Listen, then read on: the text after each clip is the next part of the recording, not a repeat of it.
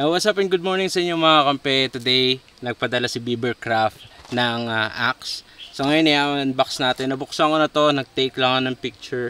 And ngayon, bibigay ko na rin sa inyo yung mga quick specs and kung ano yung tsura na ito, no? So tara.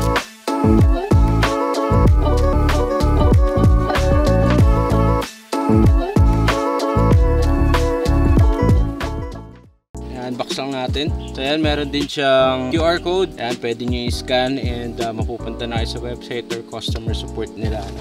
Buksan lang natin, no? Ayan, out of the box. Nakabalot siya ng paper. And yun. So ayan na siya. Alright, napakaganda, no? Engrave dito na Beavercraft. Out of the box, meron na siyang leather case and belt loop. Ito, nilalagay ito sa mga belts nyo, no? May belt loop siya. Lalagay nyo lang dyan. Then ipapasok nyo na ng ganyan. Alright. And then ito yung leather case nya for secure keeping, no? Maganda rin siya. At saka easy to remove. So sa grip naman, napakasarap. At saka napakaganda ng kahoy nya. Matibay.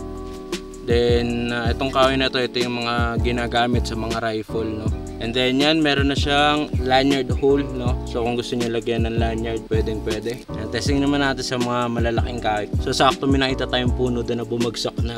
So gagamitin natin to para putulin nyo, no? So tara, testing natin. So yan yung punong bumagsak, kukunin natin at saka testing natin, no?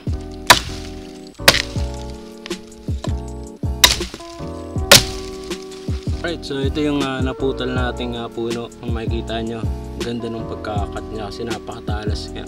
Then ingat lang sa paggamit. Then pinutol ko na rin yung kabila para ma-demo pa natin, no? So ito yung gagamitin natin pang mamaya, pang bonfire or pang ihaw pwede rin, no? So yun, nakita naman natin kung gaano katalas at tibay at napaka light lang niya na axe, no? So perfect to sa mga nagbo-bushcraft. So yun, napaka solid ng material na ginamit dito.